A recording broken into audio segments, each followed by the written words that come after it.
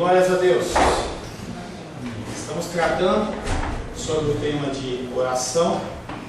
Iniciamos na semana passada o subtema sobre as proibições da oração. E aí nós falamos na semana passada que nas Escrituras há poucas proibições referente à oração. Na verdade, a oração ela é muito mais sugestionada para que as pessoas a pratiquem do que qualquer outra coisa. Mas, conforme nós iniciamos na semana passada, há algumas coisas que, se não bloqueiem, atrapalham as orações. A primeira coisa que nós citamos foi o versículo do Irmã Maria dos Reis, Salmo 66, 18, que fala: se eu no coração contemplara a vaidade, o Senhor não me teria ouvido. E aí nós já discorremos bastante a respeito disso, falando que o problema não é o problema do pecado, mas sim o problema da iniquidade no coração.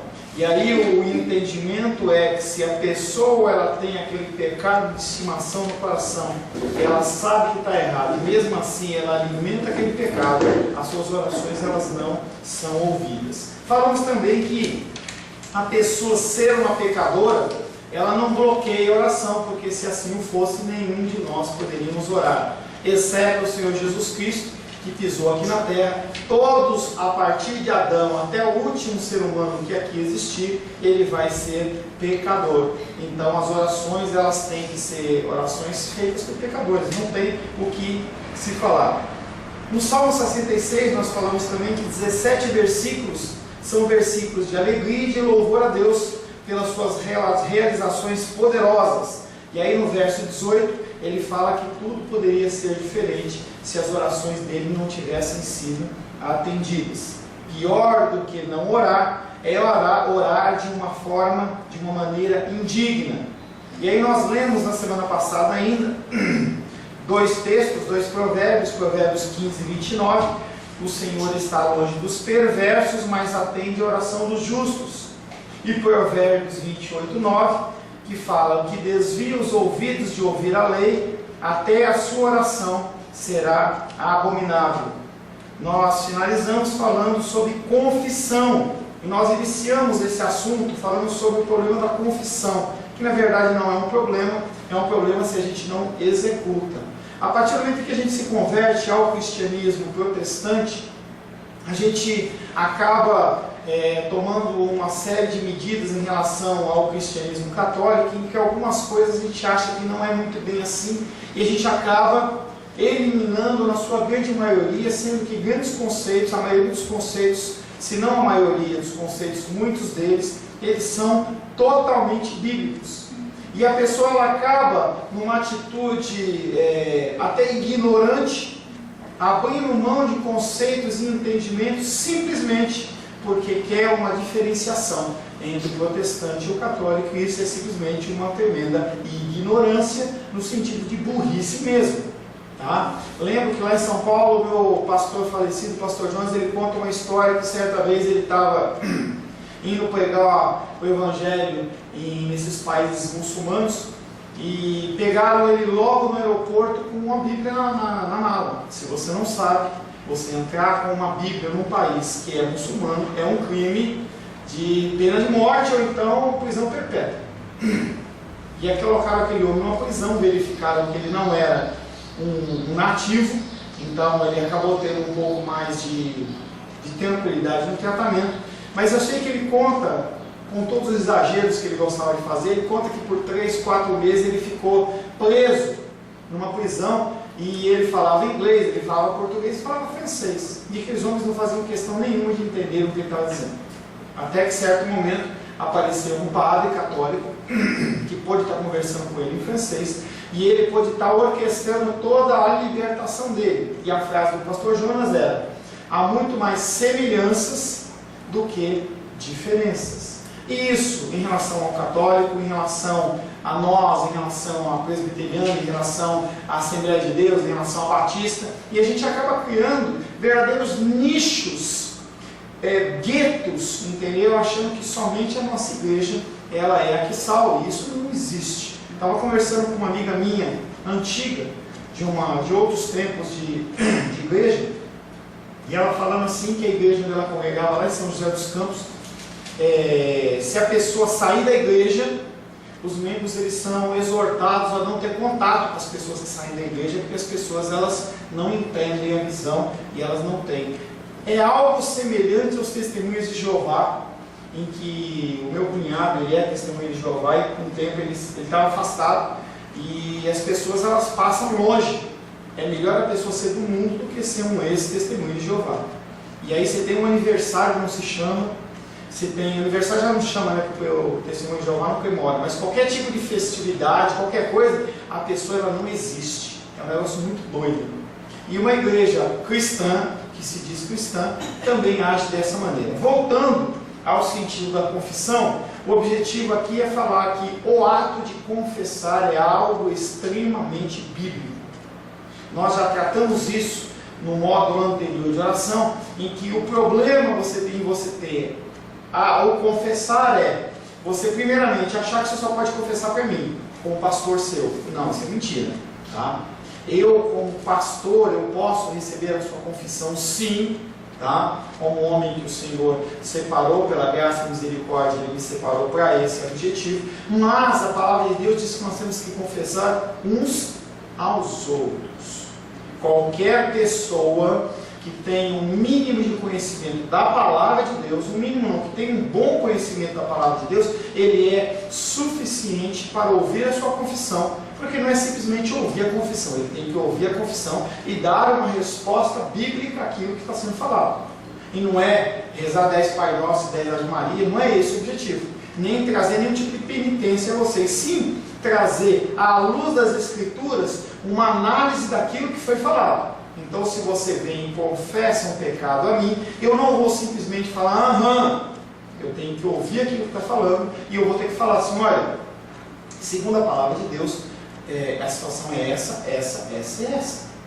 Ontem eu estava tendo uma aula, que eu estou tendo sobre capacitação de aconselhamento bíblico, e falava-se sobre algumas visões dentro da psicologia e dentro do cristianismo.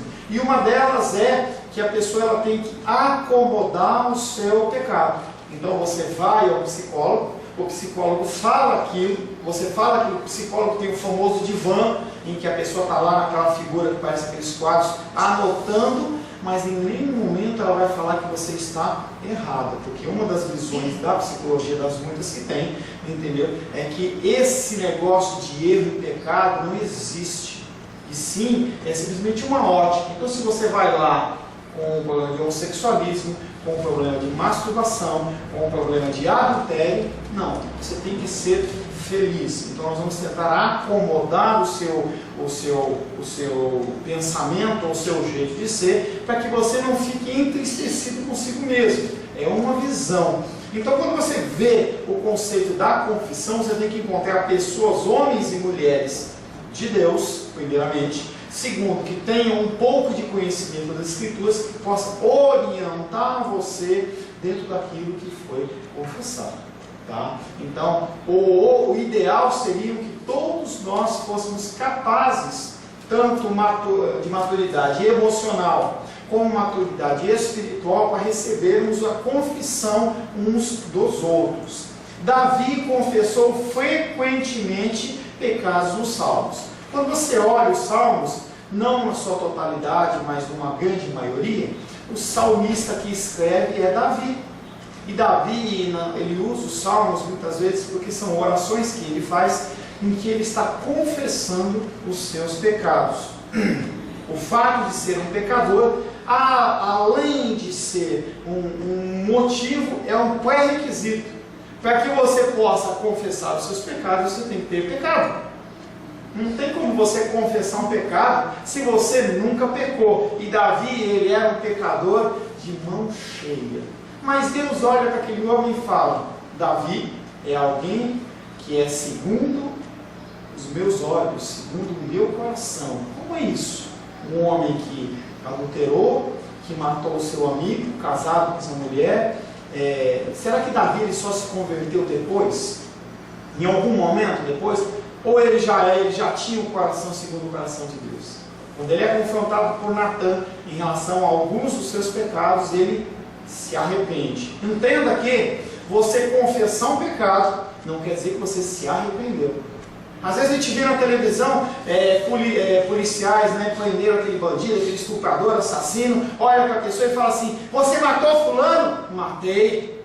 Você fez isso, isso, isso? Fiz. E fulano? Matei. Você se arrepende? Não. A simples confissão não quer dizer que a pessoa ela se arrependeu. Tem algo além da confissão, que é a confissão mais o arrependimento, que só procede do Espírito Santo de Deus. Você comete o erro, você se sente incomodado, você confessa a alguém e há uma mudança, uma transformação no seu coração. O fato de ser pecador é um pré-requisito para a entrada no reino de Deus. Olha só, não tem como você entrar no reino de Deus sem você ser um pecador. Em que sentido o pastor já está falando isso? Certa feita, dentro dos evangelhos, o Senhor ele testifica da presença de dois homens orando, um fariseu e um publicano. O publicano era considerado uma pessoa que era uma pessoa totalmente à margem da sociedade e era um pecadorzão mesmo. E aqueles dois homens se põem de frente ao altar e o fariseu faz a seguinte oração: meu Deus, me apresento perante o Senhor e tu sabes como eu sou. Eu sou uma pessoa reta, eu sou uma pessoa que siga os seus mandamentos, eu sou uma pessoa que jejuo tantas vezes por semana. Entenda que havia um mandamento judeu de você jejuar uma vez por semana e o fariseu jejuava duas. Eu jejuo 2 vezes por semana, eu entrego os meus dízimos, eu não sou como esse outro aqui, esse publicano. E aí o publicano, ou no mesmo momento, ou após ele levanta, você vai fazer a oração dele e fala assim: Deus, tem misericórdia de mim porque eu sou pecador. E aí a análise do Evangelho é: quem foi justificado? Aquele que já está tudo certo ou aquele que tenha certeza e sabe que ele é pecador? E aí Jesus Cristo fala o segundo, porque ele não veio para buscar sãos, ele veio para buscar pecadores. O sentido é pessoas, conforme nós estamos tratando no sermão do monte, que identifica o pecado no seu coração, sente aquele mal-estar em relação ao seu pecado e clama a Deus pela libertação de si mesmo. É o sentido de que a pessoa, ela é pecadora, mas ela não quer ser pecadora. Ela quer mudança, ela quer mudar. E aí a gente não tem como ser humano quantificar quanto que da Edilene já mudou, ou quanto da Diene que já mudou, ou quanto da dos reis mudou em relação ao que era, o que não é. Nós não temos um pecadômetro, ou um convertômetro, ou um arrependômetro. Então isso aí fica nas mãos do nosso Senhor. Por isso que a gente continua pregando, continua falando, esperando que o Espírito Santo faça a transformação na minha vida e na sua vida. Porque eu não tenho como saber qual que é o grau de convencimento, arrependimento que você tem. Ou você não sabe. Eu posso falar palavras muito bonitas aqui, mas posso ter o coração totalmente enegrecido e endurecido. Você não me conhece. Quando as portas se fecham, quando as luzes da ribalta, elas apagam, aí a coisa pega. Aí você vai descobrir se tem pernilongo no quarto ou não. Antes, não sabe. Por isso que a gente tem que continuar falando. Examinando de novo a oração do Pai Nosso, que nós já analisamos, observamos que a confissão é uma parte integral da oração. Sem a confissão do pecado não há perdão. 1 João capítulo 1, verso 9.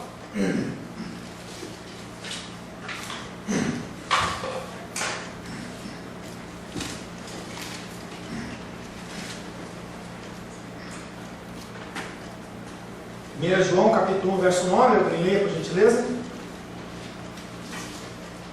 Pedro, João, Judas, Apocalipse, João, fala.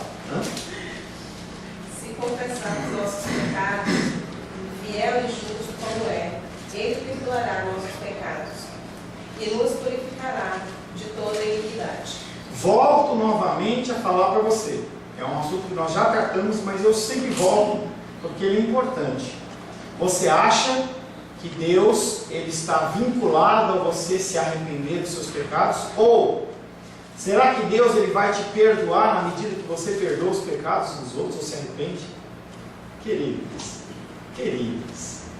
nós não podemos ter esse tipo de soberba no coração, porque se Deus ele fosse medir a misericórdia dele pela nossa misericórdia, se ele fosse medir o perdão dele pelo nosso arrependimento, a gente podia fechar as portas aqui, ir para casa, ver o Faustão, nada contra o Faustão, porque não ia resolver absolutamente nada. Quando nós falamos sobre a confissão dos pecados e o arrependimento, nós estamos falando de uma responsabilidade daqueles que são salvos e que têm o Espírito Santo dentro do seu coração. Você não se arrepende para ser salvo, mas você se arrepende, muda o seu comportamento, muda o seu jeito de agir e falar, porque você é salvo. O Espírito Santo ele já habita no seu coração. Certo pastor falou de uma ocasião que de uma de suas reuniões em que uma mulher lhe disse que ele não tinha pecado, que ela não tinha pecado por mais de 20 anos. 20 anos a mulher falou que estava sem pecado. Ele disse que sentia pesar por ela, porque isso significava que ela não tinha orado por mais de 20 anos, pelo menos não da maneira como o Senhor nos ensinou a orar. A pessoa que se diz que não tem pecado, ele já parte dizendo que a palavra de Deus, ela é mentirosa. E entenda que há denominações cristãs evangélicas, como está gravando eu não vou citar, mas que elas entendem que há uma coisa que chama-se pecado e há uma coisa que chama-se erro. De onde se tirou isso, não tenho a mínima ideia. Mas as pessoas elas podem sim ficar 10, 15, 20 anos sem pecar. Porque algumas coisas que elas cometem, que a gente chama de pecado, elas chamam de erro. Uma vez eu dei uma aula numa igreja que o pastor ele não tinha, segundo ele não pecava há mais de 15 anos. E aí a pergunta é, um homem há 15 anos sem pecar, casa com uma mulher há 10 anos sem pecar, e gera uma criança que a criança nasce sem pecado? É uma resposta que eles não têm para dar. Fale, meu querido. Onde é que está essa passagem aí? Qual delas? Que a mulher tinha. Não é passagem bíblica, é uma história de um pastor. Tá? A pessoa se apresentou, o pastor, numa reunião de oração, talvez o pastor fale assim, faça uma oração de arrependimento de pecados, e ela falou assim, eu não posso fazer porque eu não peco mais, eu não tenho esse tipo de problema, não tenho mais esse tipo de problema.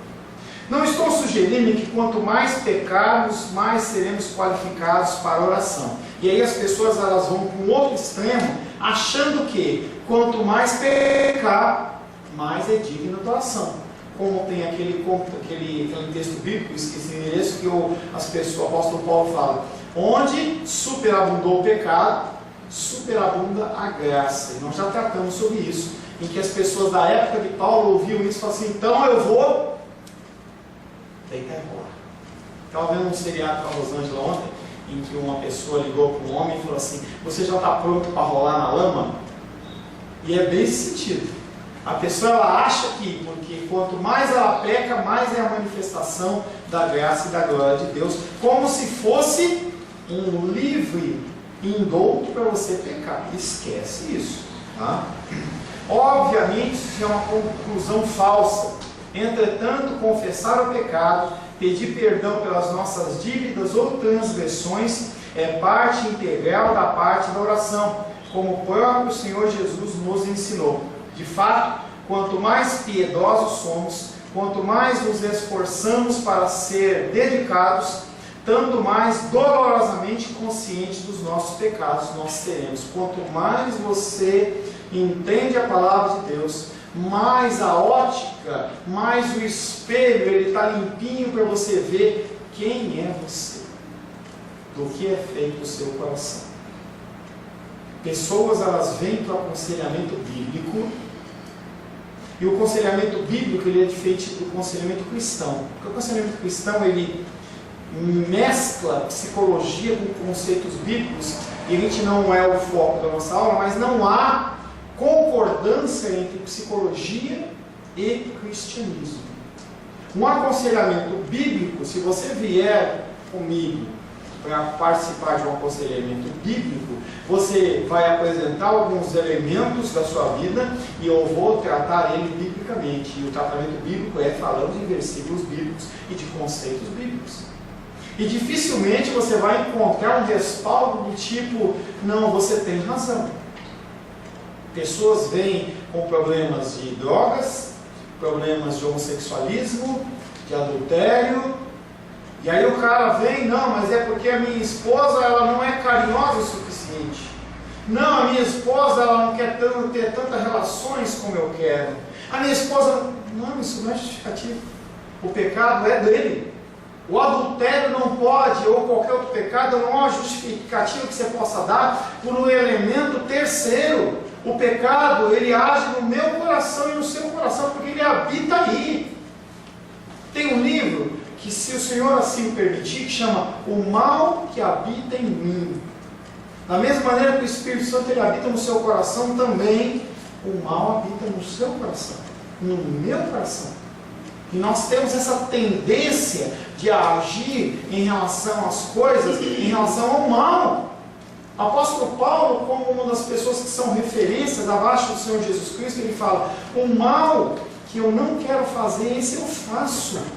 O bem que eu quero fazer, eu não faço. Era uma luta do apóstolo Paulo todos os dias. E é uma luta que eu tenho, uma luta que você tem. Nós somos inerentemente pecadores. E quando uma pessoa ela vem para ser aconselhada, seja comigo, seja com qualquer outro conselheiro bíblico, e a pessoa ela vem com pecado buscando justificação, ela recebe um pau na cabeça. Porque não há passada de mão, a pessoa está errada. Não, eu me preocupo com os meus familiares, mesmo assim eu uso droga. Preocupa nada. Se preocupasse, estava preocupado com a influência de tudo aquilo em relação à ação da esposa, em relação aos filhos, a toda a dor. A pessoa está preocupada somente com ela mesma. E quando a pessoa começa a ouvir esse tipo de resposta, ela fica chocada, porque é escancarada o pecado e a ferida dela, que ela fica tentando colocar, a sociedade faz muito isso, e colocar uma série de coberturas. Não, você é assim por causa disso, você é assim por causa do ambiente, você é assim porque o teu pai e a tua mãe não te amaram, porque não tem isso. Há sim a condição da influência. Quando você para perante um gabinete de um psicólogo, esses fatores eles são determinantes em relação ao seu comportamento atual. Então se busca uma justificativa do seu pecado. Não adianta você chegar e falar assim, eu sou grosso porque eu sou cearense, ou porque eu sou espanhol, ou porque eu sou português. As pessoas usam isso. Só me dá licença aí. Só um minutinho, deixa eu só completar esse raciocínio. Tá? Já volto para você. A pessoa fala assim, não, olha, eu sou mal educado, e hoje a gente estava vindo aqui no carro, e a minha filha estava meio emburradona, porque a gente já deu uma taca nela logo cedo, e que ela falou assim, eu não achei meu livrinho. Eu falei, claro, você não guardou. E ela ficou de pico.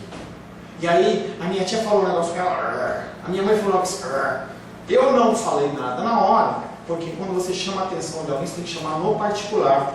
Quando você tem que elogiar, elogia em público. Mas eu vou falar com ela. Desde quando sono ou mal-estar tira a educação de alguém? E as pessoas não. A criança ela está com sono, ela pode ser mal educada com todo mundo, porque ela está com... Desde quando? Sono tira a educação de alguém? Desde quando? E aí a gente acha uma série de justificativas para aceitar o pecado. Mas não, o pecado, ele habita no meu coração. E aí a pessoa, não, eu falei o que eu falei para você porque eu estava bêbado. Nada, estava no coração. A boca fala do que o coração está cheio. A esposa encontra o marido encontra a esposa, aquela fight, aquela luta, e um fala, o outro fala. Aí depois a mulher olha assim, meu bem, me perdoa, eu não queria falar aquilo. Queria, 10 anos está ali no coração querendo falar e nunca falou. Teve a oportunidade de falar, vomita. O marido, meu bem, me perdoa por ter sido agressivo com você, perdoa que te dei um sopapo, tá? É porque eu tive um mau dia no trabalho. Não, porque estava no coração. A pessoa ela tem as coisas no coração e simplesmente elas são vomitadas. A confissão é exatamente a exposição do meu coração a partir da ótica que o Espírito Santo nos deu. O Espírito Santo ele nos revela, ele nos constrange e você fica com aquilo ali parecendo aquelas abelhas dentro da caixa. Precisa sair, você precisa confessar para alguém. Sabe? Porque nisso aí que o senhor está falando, existem as discussões. E eu quero saber, naquele tempo que antigamente, como é que um homem que não tinha nenhum tipo de psicólogo, como é que aquele homem ia se orientar e dizer, eu estou errado, porque eu sou insaciado. Então, eu quero saber, mas eu não vou tratar disso aqui agora, eu vou conversar isso uma hora com o senhor. Mas que existe, viu? O que existe? Disfunções, a pessoa vai lá... Você entenda que você tem... Uma coisa é a pessoa. Se uma pessoa ela vem para mim no gabinete, estou sendo aconselhado. A primeira coisa que eu vou perguntar é se ela está em um tratamento não psicológico, tratamento médico. Porque há disfunções físicas na pessoa que tem que ser tratada. E aí a gente tem que saber muito separar uma disfunção médica, realmente médica, em que a pessoa ela tem problemas. Mulher, por exemplo, ela tem o problema da TPM. E aí há uma disfunção hormonal. Mas é justificativa para ela tratar mal o marido? Ela tem que aprender a lidar com ela. Porque se fosse assim, o que eu ia fazer? Eu estou com um problema na minha vida, eu tenho todo um respaldo para matar alguém, roubar alguém, eu faço o que eu quero. O problema é que as pessoas, elas usam as suas dificuldades para fazer o que desejam. Se a pessoa ela tem um problema médico, ela tem que continuar com o tratamento médico e vai ser feito, e aí a ótica é outra. Quando nós tratamos de um assunto como esse, isso aí é quantos por cento de um grupo de 100%? Eu vou falar depois do meu pai para o senhor, mas é num outro momento. Eu vou lhe falar isso. As pessoas elas usam exceções para justificar as regras. Há mulheres que têm problemas de TPM, com discussões altíssimas, há homens que têm problemas. Sim, e essas pessoas elas têm que ser tratadas e cuidadas de uma maneira diferente. Mas a grande maioria não tem esse tipo de problemas que são excessos. Esses excessos são exceções. E aí as pessoas, na sua grande maioria, conversam com qualquer mulher. Está com um problema lá? O problema é a TPM. A pessoa ela justifica, sem ser um caso extremo, eu não estou aqui para julgar, não, tem, cada caso é um caso. A pessoa ela usa esse chavão, porque eu tenho TPM, eu tenho problema tal, que eu agi do jeito que eu estava. Estava vendo um exemplo em que uma pessoa estava no mercado, estava uma senhora no caixa, e aí o menino, ela estava com o neto, e o neto olhou para o carrinho do senhor e começou a pegar as coisas dele e jogar tudo no chão. E aí ela olha para ele olha para ela e fala assim, a senhora não vai fazer nada? Eu não posso fazer, porque se eu fizer qualquer coisa, ele vai crescer traumatizado. Aí a história conta, a história verdadeira, diz que ele abriu uma lata de refrigerante e começou a jogar na cabeça do neto dela. O senhor está louco? O senhor está jogando refrigerante na cabeça do meu neto? Desculpa, se eu não fizer o que eu quero, eu vou morrer traumatizado em relação às minhas coisas. Um exemplo, só um paradigma, entendeu?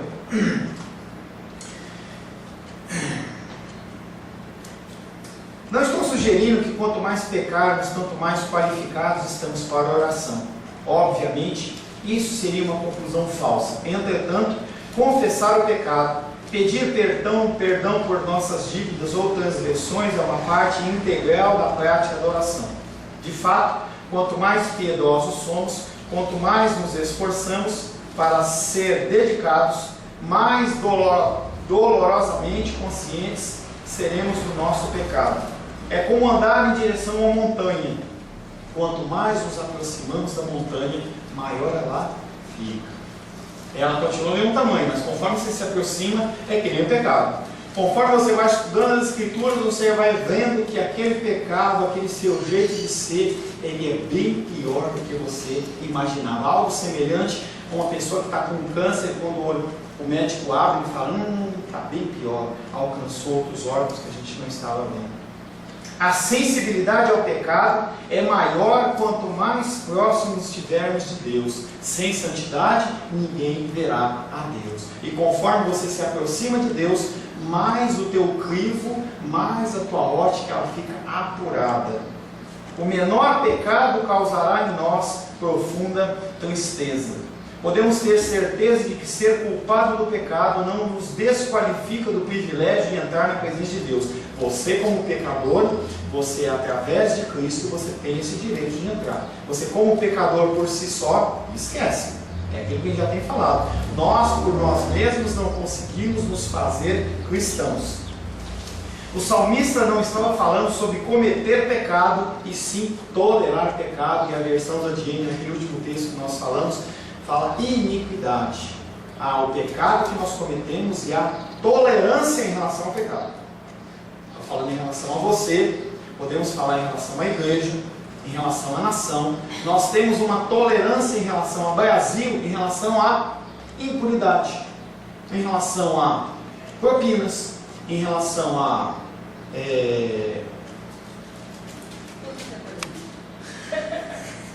quando o político como é que é lá? Eu queria usar um termo. Transgride as leis. Nós aqui no Brasil, nós temos uma tolerância em relação a coisas erradas. A gente, de uma hora para outra, tem um termo que fugiu que eu queria falar. Mas não tem horas. Quando a gente vê uma coisa errada, rapidamente a gente esquece. Quem ouve mais da Petrobras, do escândalo da Petrobras? Você se preocupa com isso? Mas continua acontecendo lá. Milhões estão sendo levados e a gente acostuma. É como se a gente acostumasse com as pessoas colocarem no nosso bolso e roubassem, e levassem. É costume. O cara roubou. Tem até o Maluf lá em São Paulo, que ele tem um lema que fala assim: eu roubo, mas eu faço. Como se isso fosse um mérito. E as pessoas votam nele e falam assim: não, ele rouba, mas ele faz. A pessoa ela, simplesmente ela aceita. Na igreja de Corinto tinha esse tipo de tolerância, em que as pessoas, apesar da igreja de Corinto ser uma igreja super espiritual, em que ela continha basicamente todos os dons, ela era uma igreja que ela permitia as coisas, em que o menino ele tinha relações com a sua madrasta e as pessoas da igreja diziam: não, tudo bem, a gente entende que é um pecado, mas a gente o aceita porque nós somos uma igreja de amor. Ninguém chegava para ele falando que estava errado, mas simplesmente se permitia essas e muitas outras coisas. Precisamos olhar não tanto para a vitória sobre o pecado, e sim para a própria batalha, perseverança na luta. Entenda que você não vai vencer os pecados. Nós só vamos ter um corpo imaculado a partir do momento em que o Senhor Jesus Cristo nos levar. Nesse sentido, a morte ela pode ser considerada uma amiga minha e sua, porque a partir do momento em que a morte vier sobre a sua vida, você vai ser como que automaticamente ter o seu corpo, o seu espírito purificado, e você vai poder estar na presença de Deus. Uma das marcas de um verdadeiro cristão é que ele nunca para de lutar. Ele não vence sempre, ainda que vencerá a batalha final por causa de Cristo. Se alguém desiste da luta, ele aceita verdadeiramente o mal, tornando legítimo. Quando você para de lutar com o seu pecado, esse pecado ele fica permitido. Aí você fala assim: não, esse está tudo certo, vamos deixar. Em resumo, ele ignora o mal e o permite. Aquele que é verdadeiramente humilde de espírito quer somente a Cristo e fará qualquer coisa e dará qualquer coisa para tê-lo. Isso é o que o Salmo 66, que nós já lemos, está sugerindo. A própria ideia de uma pessoa tentar orar enquanto luta em algum pecado, enquanto se apega ao pecado que ele não está disposto a render ao senhorio de Cristo, lança dúvidas sobre a filiação dessa pessoa em relação ao rei. Voltando, se uma pessoa ela está na igreja, se a pessoa ela está orando ao Senhor e mesmo assim ela tem um pecado no seu coração, que ela luta contra ele, no momento ela fala assim: não vou largar não, esse pecado é normal, ele é comum, é perigoso isso. São pecados em que a pessoa ela não rende, não entrega nas mãos do Senhor. Você e eu temos pecados que muitas vezes nós chamamos de pecados. Tem um livro, que é um livro que também se der a trabalhar com vocês em algum momento, chama Pecados Intocáveis. Você pode falar de qualquer tipo de pecado, mas se a pessoa falar daquele pecado que você tem, você... Eu tenho isso. Você tem isso. Pode ser idolatria e pode ser vício. Algumas pessoas têm pecados nas suas vidas e elas literalmente o idolatram. As pessoas elas não deixam que ninguém chegue. Não, esse problema ninguém pode tocar. Tem pessoas que têm problemas de drogas, têm problemas de uma série de coisas, pornografia. Isso não mexe. A pessoa ela está dentro da igreja, ela está exercendo ministérios, seja como pastor ou qualquer outra coisa, ou mesmo como membros, tem uma vida cristã ativa, mas fora da igreja ele é outra pessoa. Tem uma série que a gente estava acompanhando, em que mostrava uma pessoa que ele era um diácono da igreja, lógico que é uma história, né? E a pessoa era um diácono da igreja, ela também fazia reuniões de oração, estudos de oração, trazia estudos bíblicos, mas quando ela saía dali, ela cometia assassinatos. Ninguém poderia falar nada, a família da pessoa ficava opressa. Se ele falasse qualquer coisa, ele pegava e partia para cima da pessoa, porque ninguém pode falar daquele pecado. Nós temos coisas no nosso coração que, conforme nós caminhamos, nós vamos descobrindo as coisas da palavra de Deus. Você às vezes até se assusta. Realmente isso está no meu coração, porque nós não conseguimos ou não queremos lidar. Estava tratando essa semana com alguém em aconselhamento, em que a pessoa, essa semana passada, não me lembro, em que a pessoa estava com uma dificuldade, e quando se falava daquilo, a pessoa travava, não quer tratar. Pastor, não podemos falar disso em outro momento? Não podemos falar de outras coisas? Há tantas coisas para a gente falar, mas na verdade a gente não tem que deixar a pessoa se sentir bem ou tratar na periferia. A gente tem que descobrir o cerne do problema. Porque, estava falando com a Glendinha hoje pelo telefone, o Arthurzinho teve uma febre e tal. O que é a febre? É simplesmente o sinônimo de que algo interno está com problema. E as pessoas elas gostam de tratar as febres, tratar a periferia, enquanto o coração ele continua com o problema. Nós temos que tratar o interior do nosso coração para poder sanar os nossos problemas. Se a pessoa ela vai no Alcoólicos Anônimos, por exemplo, eu vou estender um pouco mais que eu quero finalizar esse tema, tá? A pessoa, ela, em qualquer momento, ela pode voltar a beber, ou pode voltar a usar drogas, qualquer desse tipo. E ela fala assim: como é que você está? Eu estou há 3 anos, 4 meses, 3 semanas e 3 dias sem beber ou usar droga, qualquer coisa assim. Mas a qualquer momento ele pode cair. Se ele passar na frente de um bar, se ele for convidado por alguma coisa, ele pode cair. O tratamento, que é um tratamento bíblico, ele é um tratamento em que você trata a raiz, em que você consegue sim estar perante as coisas, não é que você vai ficar se expondo, mas o seu coração ele é tratado em relação àquilo. A própria ideia de uma pessoa tentar orar enquanto luta algum tipo de pecado leva a uma dúvida em relação ao verdadeiro cristianismo, se aquela pessoa é ou não. Um segundo obstáculo: as escrituras citam outras aplicações práticas desse conceito. 1 Pedro capítulo 3, verso 7. 1 Pedro capítulo 3, verso 7.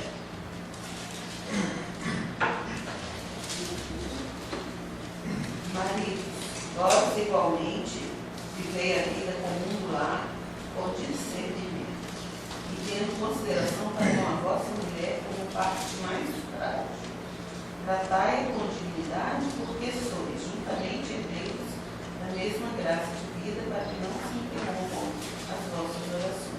Relações conjugais conflituosas levam as orações do marido a serem interrompidas.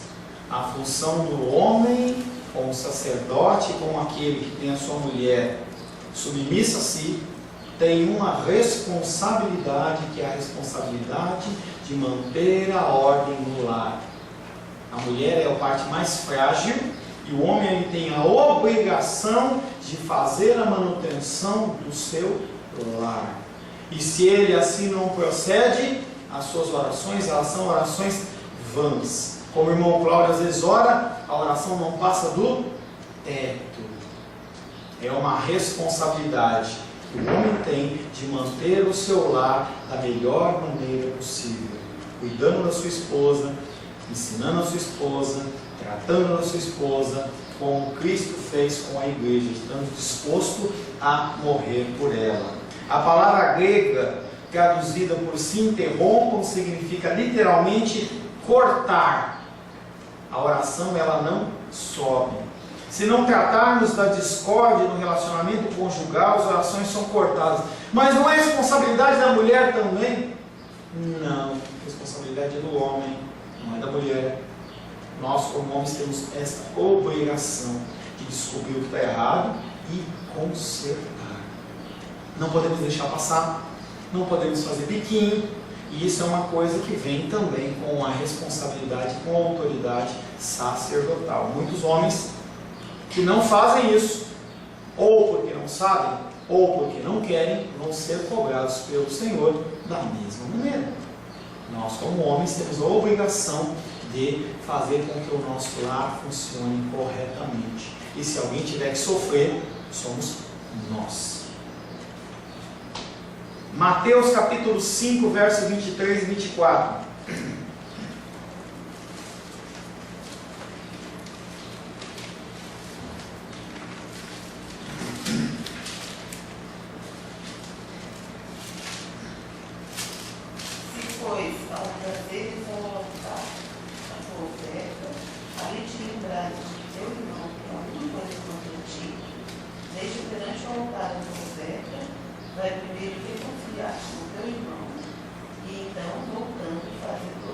Esse versículo, na sua base, no seu entendimento, ele fala sobre ofertas.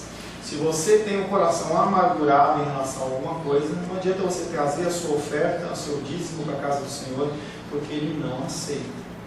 Vai lá e resolve primeiro. Pastor, o que tem a ver com isso que nós estamos falando? O sentido de que as coisas que nós oferecemos a Deus, elas não têm aceitação se o nosso coração está um coração em amargura. Nessa passagem, Jesus está dizendo que se há conflitos não resolvidos em nossa vida, nossa adoração, porque dízimos e ofertas é adoração, não é obrigação, é adoração. Nossa adoração está maculada. Ele está estabelecendo prioridades. Primeiro devemos cuidar daquelas coisas que exigem a nossa atenção, para depois podermos oferecer a nossa adoração. Embora a passagem não fale especificamente de oração, o princípio de acertar as coisas ele é o mesmo. Nós temos que acertar as coisas. Quando vemos a iniquidade na nossa vida e a abrigamos no nosso coração, quando oramos, estamos pedindo a Deus forças para desobedecê-lo mais. Quando você olha para o teu coração e você consegue contemplar a iniquidade, que é o amor ao pecado, Diego usou dois outros adjetivos, vício e idolatria. Se você tem um pecado que você trata ele como um vício, não, eu não consigo. Ou não, eu amo esse pecado, idolatria. Você, quando ora, é como se você estivesse pedindo para Deus ele te dar força para você continuar pecando mais. O Senhor, como um pai, se Ele é o meu pai, se é o seu pai, Ele não vai te dar uma cobra quando você pede pão.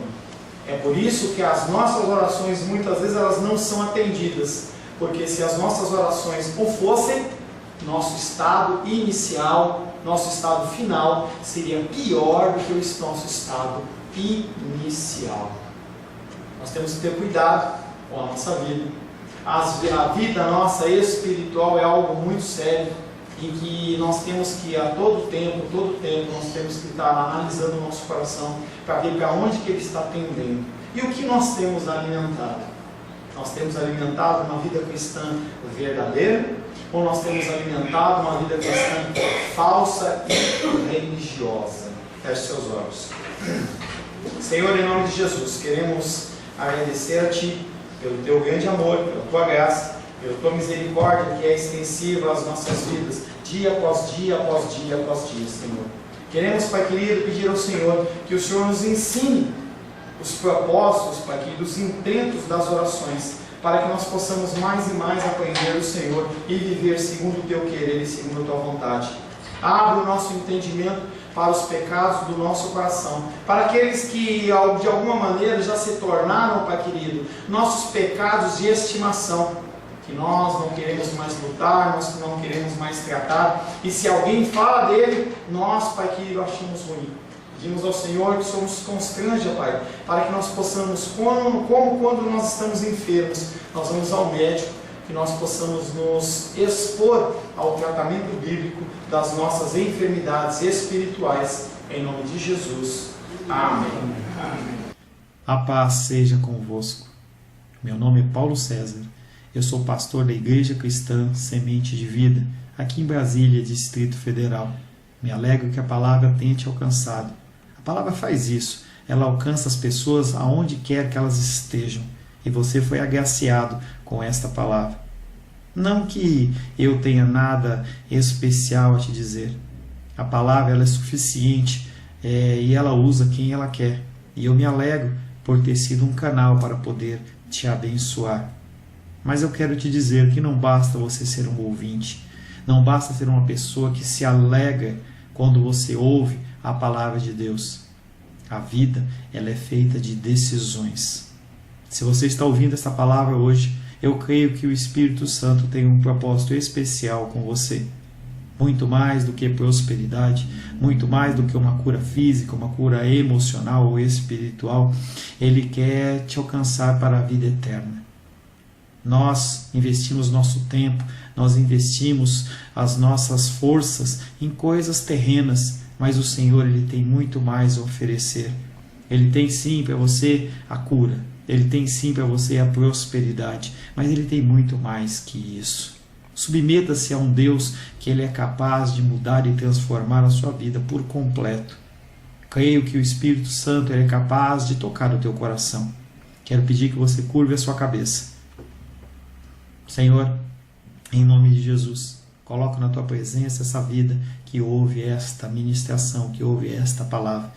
Pai, eu não tenho capacitação nenhuma, mas o Teu Espírito ele é capaz sim de tocar nesta vida, gerar nela mudança, transformação, arrependimento, e que ela possa simplesmente bater no peito, convencendo-se que é pecadora e que precisa de um Deus salvador. Não há um caminho a Ti, meu Deus, que não seja através de Cristo. E eu lhe peço, Pai querido, que você alcance essa vida, e Ele possa sim tomar uma decisão pessoal pelo Senhor, em nome de Jesus. Amém. Amém, meu querido. Amém, minha querida. Fico contente que você esteja ouvindo essa ministração até o fim. E peço que você não se limite a ouvir os cultos pela internet. Você procure perto da sua casa uma igreja, um lugar que proclame a palavra do Senhor. Eu oro para que o Espírito Santo te direcione nessa busca, porque muita coisa tem sido oferecida que não é o Evangelho. Eu abençoo a sua vida em nome de Jesus. Amém.